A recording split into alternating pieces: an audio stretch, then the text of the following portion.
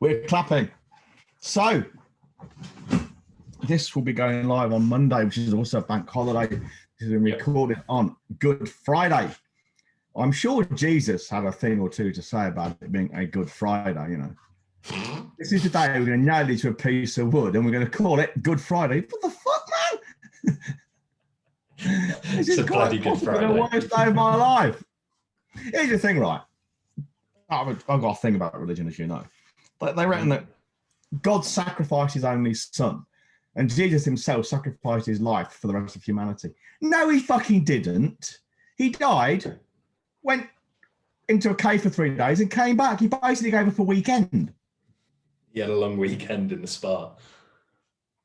Yeah, his body didn't fucking sacrifice anything. Yeah, they really didn't think this religion thing through at all. I mean, apart from anything else, you know, religious people, they're going to heaven and they're going to spend the rest of eternity with God and all that kind of shit. Why are they so fucking averse to dying then? Why do they try and save themselves? I mean, you can accept that, yeah, it's a sin to kill yourself, fine. But why do they try to save themselves? Why do they fight war? Why do they run out of a burning building? I tell you why, because I don't really fucking believe any of it. Right? As the fucking saying goes, everyone wants to go to heaven, but no fucker wants to die to get there. Now, we'd like to fucking just miss out the dying bit, you know. See, some of my favourite things are because of religion. Easter eggs, Christmas, holidays. Hang on, Christmas is a fucking pagan festival and it's non-religious probably as well. That's hard to say, I suppose. Anyway, in fact, Easter comes from Easterus, fertility fucking rites. Oh, really? Yeah. The big Christian festivals, Christmas and Easter, they're all been fucking stolen from paganism. I don't know much about the pagans. I have to say. The Hell's Angels chapter. I'll tell you what, John, this is all very heavy for me. I've been rushed off my feet. I've now got a glass of vino to celebrate the wonderful weather outside. That's piss. You got a glass of piss, basically. A glass of dry white wine from I'm going to work out today. Basically, with all I've been up and down the stairs about 20 times carrying heavy boxes. It's worse than a workout. It's worse than that. No. Right. It's the equivalent to a workout, if not harder. But it's not a workout with weights, but it's a workout with justification. It's a workout with boxes. You'd make a good politician. You ask a simple fucking question, and you get this long load of bollocks, and it's a no then. Yeah, right. The thing is, John, I've heard that one too many times, so maybe it's a part of myself I need to work on. What's that? People have often said, you should be the bloody MP the way you dodge questions.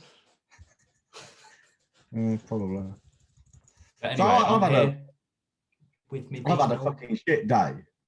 Yeah, your website. Well, I've not had a shit day, actually. I've had a fucking long grind of a day. The book is now available on Amazon. Whoop, whoop, whoop. I've actually sold one already. And it's going into your bank account, you cheeky cunt. Who wrote the fucking thing? Yeah, who owns the copyright? Me, because I wrote it.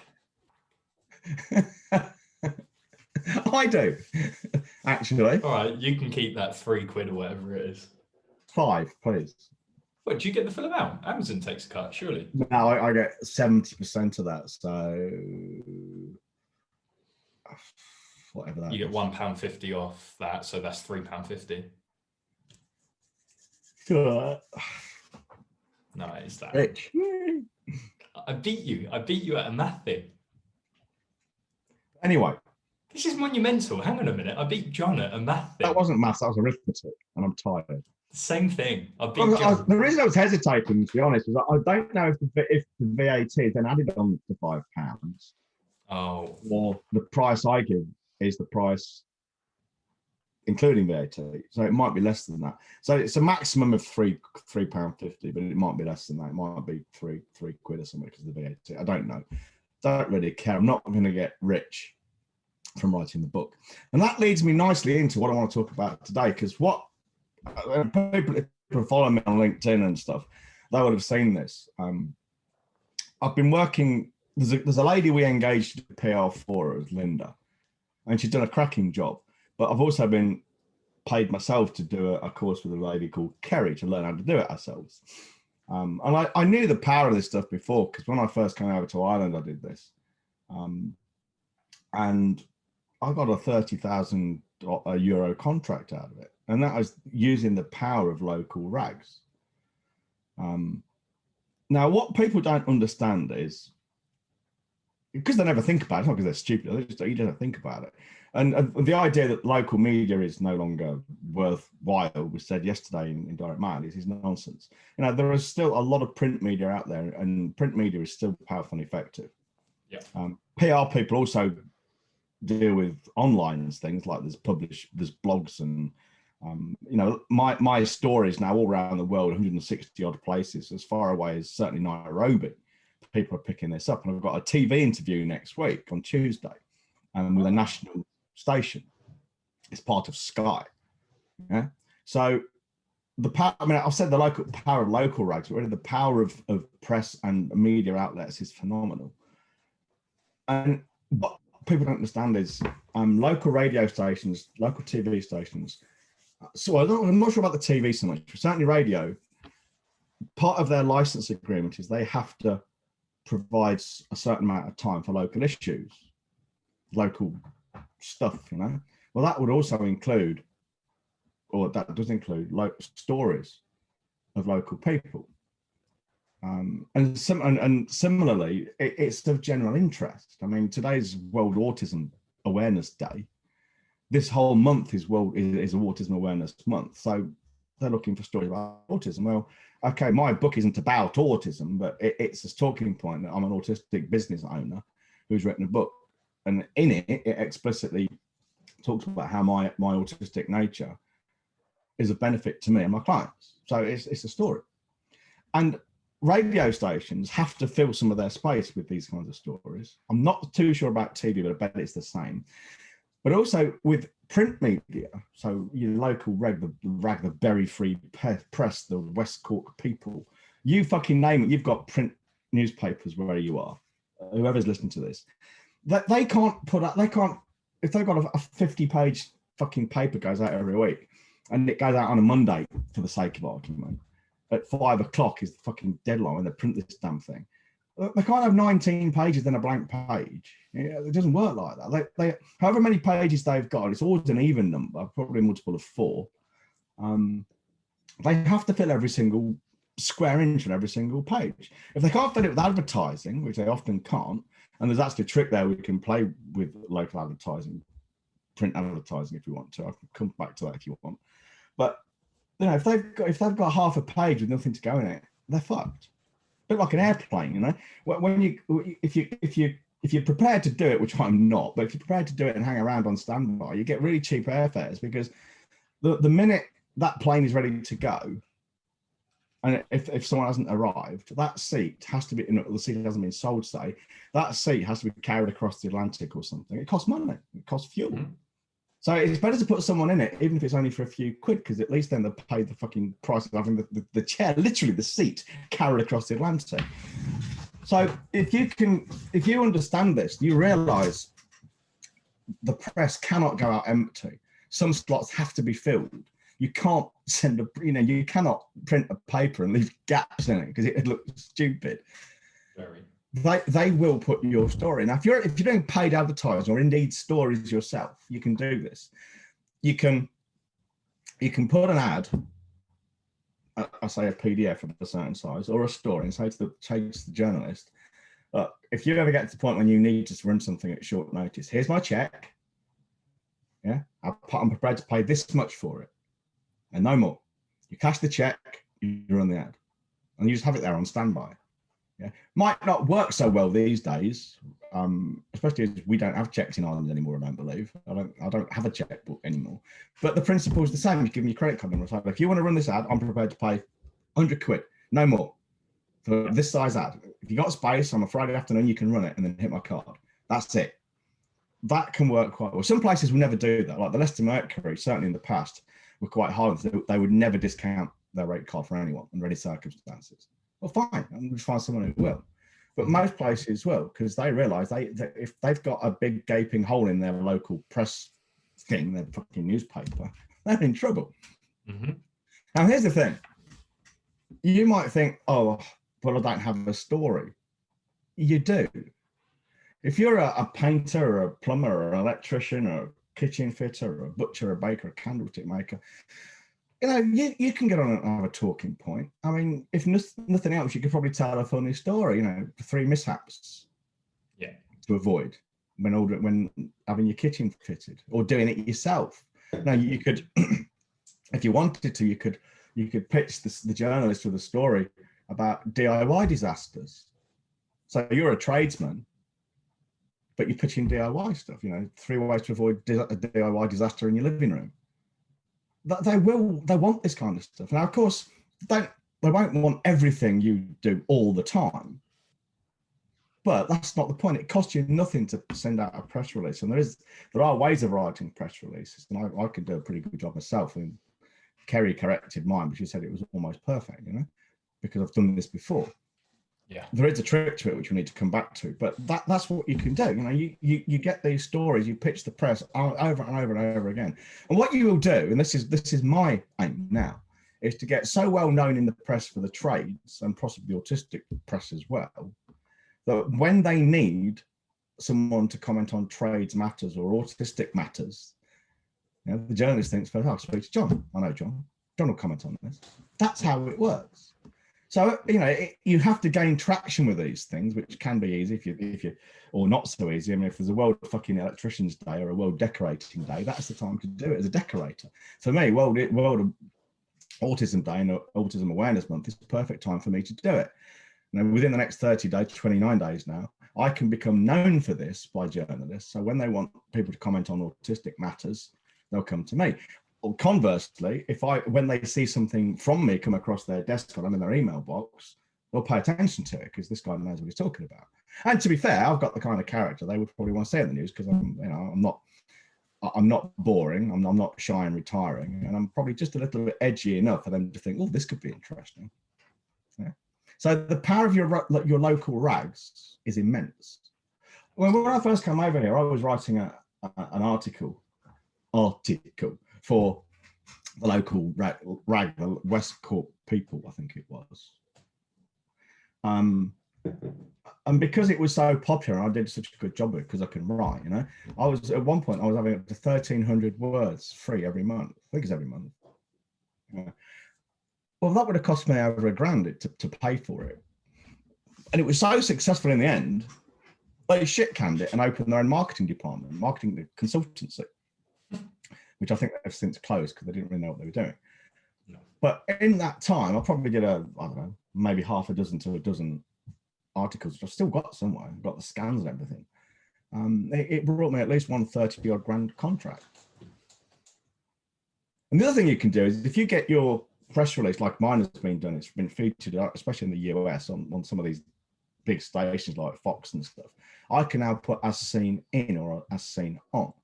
Okay, there's not much kudos to be had in saying as seen in the West Cork People. Who gives a fuck? Not really, no. But if you get in the BBC or an Independent or the news at 10, you've only got to do it once. And, it's only got to be, even if it's a 10-second quote, as seen on, as seen in. Well, that's worth having because it's social proof. And we all know how powerful social proof is. So your local rags are immensely powerful, and we're going to be teaching a lot more of this. I will be teaching a lot more of this in weeks to come in Foundations as I get my head around it, and we get some genuine results I can then hold up and say this is what happened, and get our guys and girls doing it. Do you remember? You what, mate? Do you remember when a previous client of ours did get into the local rags? Yes. 3 or 4 of them. And again, this never came to fruition due to their own intransigent. Yes. But we was going to run a shit ton of Facebook ads with the geezer holding a picture of the paper, and they were on the front cover, and we was just going to bombard all of the wealthy postcode areas saying, hey, in the paper, go pick up your copy. And then anybody who clicked that was interested, was going to retarget the fuck out of them with hey, well, let's talk about your kitchen. I'm the best in the area. You can't argue it anymore. and it never came to fruition, but it allows you to bolt on other things. I mean, it's easy for us to say it, but because there's no evidence to the contrary. But I know from experience that would almost certainly work really, really well. Yeah. And we talk about building authority. Well, if you're in the press, it's a non sequitur. You're an authority. You know, I said this before. People like Gok Wan and Mr. Motivator and Lizzie, the Green Goddess, those people, they're no better at their job than probably objective than anyone else. You know, Mr. Motivator, probably a bit before your time, black guy in the fucking. I've seen him live. I've done a workout with him at a festival. Oh, gotcha. And in terms of his qualifications as a fit pro, he's probably no better or worse than any other. He's just, I'm not saying he's bad, but he's probably no better either. But he was the guy on the TV. Gok Wan is probably no better than the girl at Debenhams, but he's on the TV. Yeah. That's just how it goes. Now, this shit works. And because one of the reasons it's so good for local tradesmen is tradesmen is a very hands-on job. You're going into people's houses, so there's an element of trust there.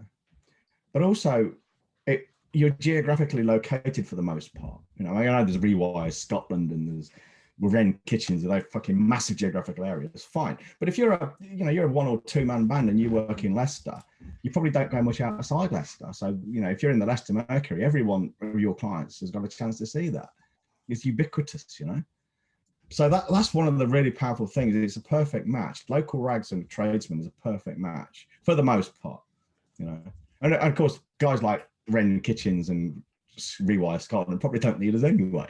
So it's win-win with these guys.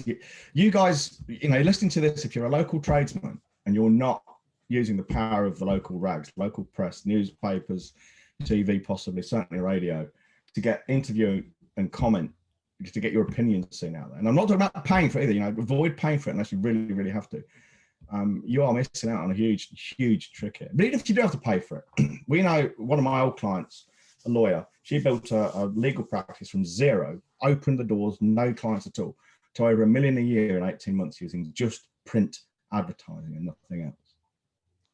So, it's people who tell you the print advertising, newspapers, anything that's not online doesn't work anymore. It's all Google, it's all searches on Facebook. They're talking out their assholes. It's just not true. Bollocks. Yeah, it is bollocks. We should do you mentioned we're going to be focusing on this type of thing a lot more in foundations, and we stumbled across the name 5 Mile Celebrity that I thought I stole from someone else, but upon extensive Googling, I came up with it myself. In foundations, we should definitely do a mini series focused on PR. If you get in the local rags, the Facebook ads to run, yada yada yada. Yeah. Well, we could probably put together an entire product kind of package for that. And maybe we should sell it as a standalone thing. And that's a conversation for Monday when we talk. But anyway, however, there is a spectacular way to fail at this. Yeah, and you will. And you will send out press release after press release. You will send pitch after pitch, and you will fail. There are 2 cardinal ways to fail at this. The first is to be boring. Yeah, and you fail for the same reason, in effect. But there's 2 ways to approach your failure. The first is just being dead fucking boring.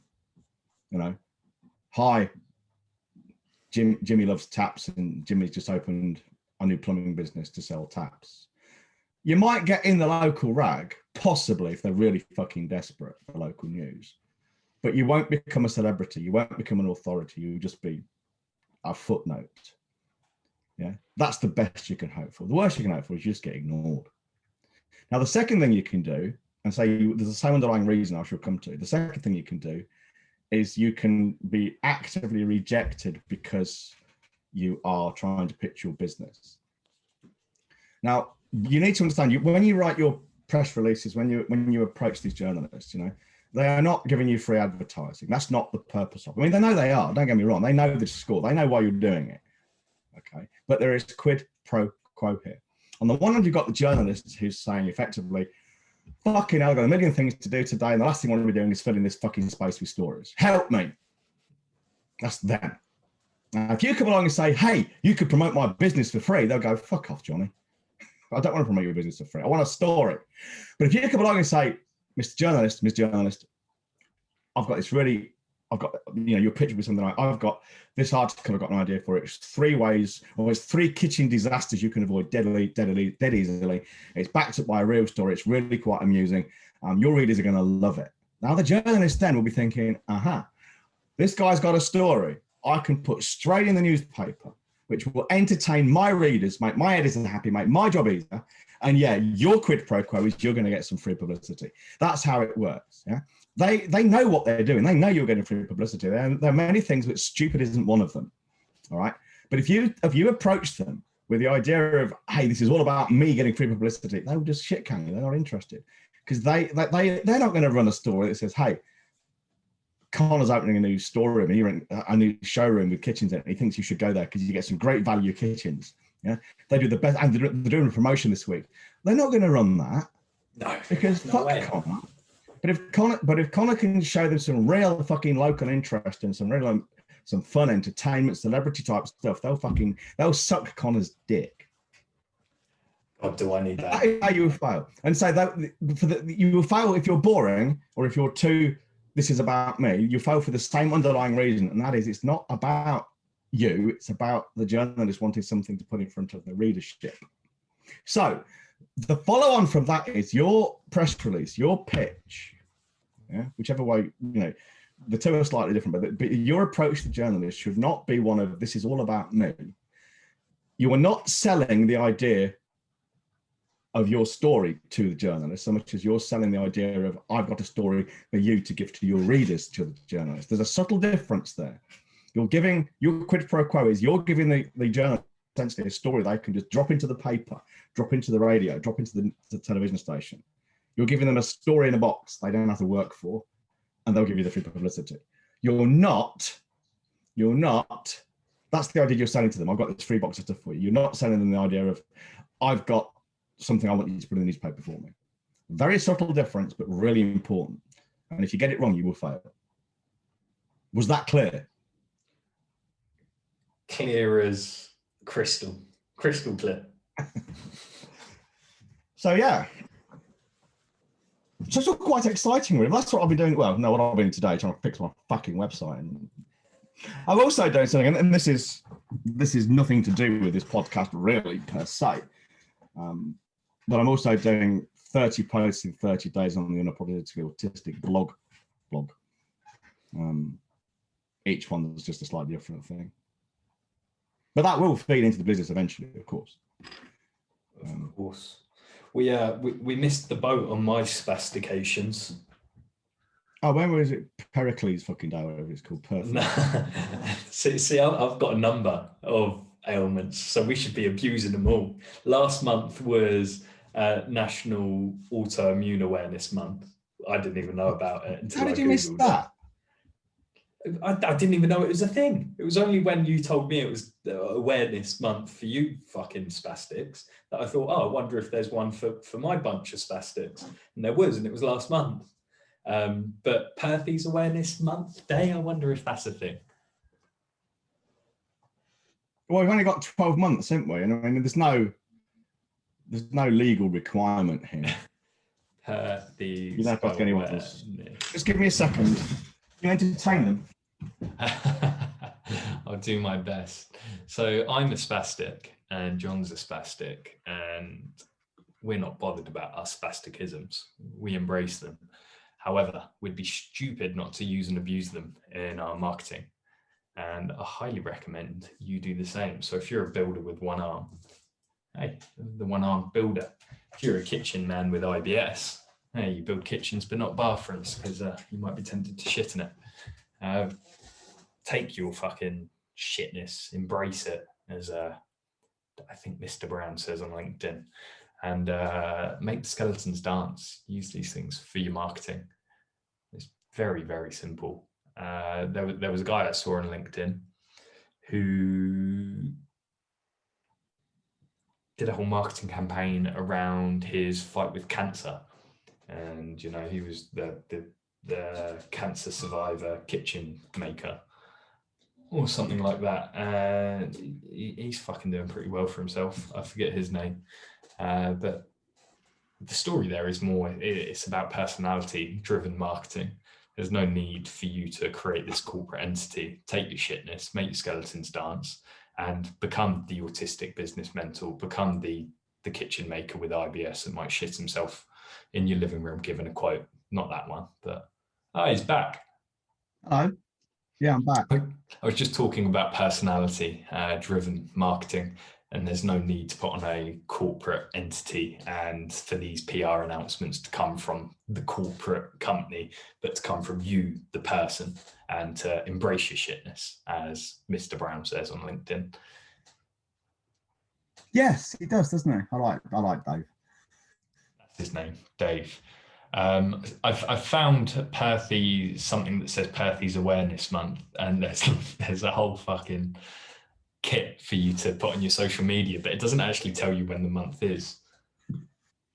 October. October. The same as my birthday. We should do some PR around us being a pair of spastics and unlikely couple. If we I think we should definitely know that. Yeah. Perthy's is a big. I mean, there's probably fucking World Short Persons Month, you know. That's all we know. There's 365 days of the year, and I bet there's somewhere, maybe we can find it for next time, that there will be a list of World something or other day somewhere. And they say that it's not an official list that anyone can just say, you know, it's fucking World Dickhead Day today, and that, you know, it just happens. But yeah, it's pretty cool. Pretty cool. And do you know what else is pretty cool, John? The fridge. I'm not in tights. No, because you haven't done a workout, you fat cunt. See, I'm in tights to work out. I don't wear tights. I'm a fat cunt. Can't win. Hey, I took 10 boxes of stuff up and down the stairs. Yeah, it did my back. It did my back. Anything? Anyway, is there anything else left to say? No, all we got. So I'm not doing hate today. It's Good Friday. It's against my religion. All we've got to say is, if you want to make more money with less work, less hassle and fewer headaches by selling to better clients, charging higher fees and having them delivered to you from a pipeline which itself is kept moist and turgid, hands off in the background and on autopilot, what you need to do is go to the website ottpodcast.co.uk and avail yourself of our free resources. I will also put a link to the book up there. So when the time comes and you hit that website, ottpodcast.co.uk, you will see a link to my book, and I get all the proceeds from it straight into my bank account. So you'll be giving me £3.50 or something. Fuck you know. In the meantime, stay safe, stay inside, wash your hands, enjoy the sun this bank holiday, but please don't fucking spread COVID any more than you need to. And do not shit on your fingers. Ta-da.